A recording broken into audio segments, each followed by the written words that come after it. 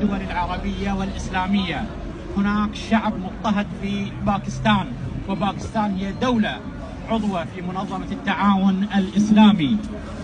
هناك شعب بلوشي يقطن في منطقة بلوشستان، حيث أكثر حسب الإحصائيات من المنظمات الحقوقية هناك أكثر من 40,000 بلوشي مختفين قسريا من قبل الحكومة الباكستانية، وهناك المئات من الجثث التي تم الكشف عنها سواء في المقابر الجماعية وفي مقابر استحدثت جديدا، ولا يعرف هوية هؤلاء القتلى، ومعظمهم ينتمون إلى الشعب البلوشي.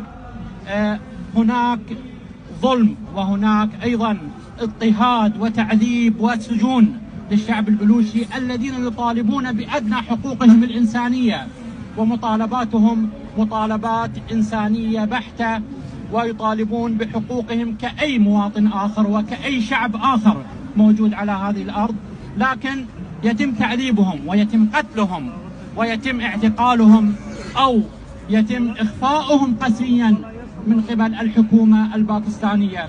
اليوم أهالي السيد تاج محمد وهو مختفي منذ 3 سنوات اعتصموا هنا ل5 أيام، وهناك أيضا العشرات من العوائل موجودين هنا وذويهم قد اختطفوا منذ سنوات ولا يوجد أي خبر عنهم، ولا يتمكنون التواصل إليهم ولا معرفة عن أحوالهم، هل هم أحياء أم تم قتلهم تحت التعذيب.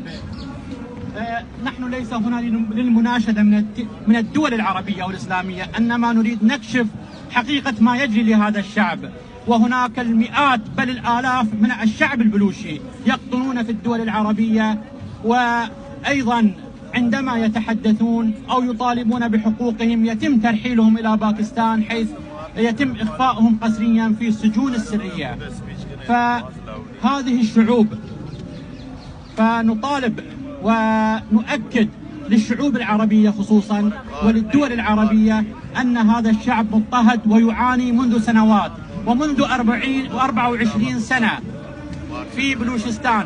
الحكم هو حكم العسكر وحكم الجيش، حيث يختطفون الرجال والنساء والأطفال في بلوشستان دون وجود أي حل لهذه المشكلة.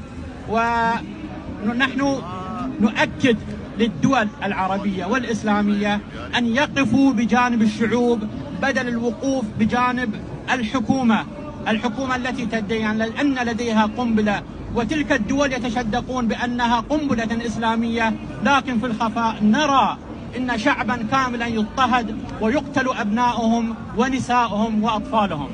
وشكرا.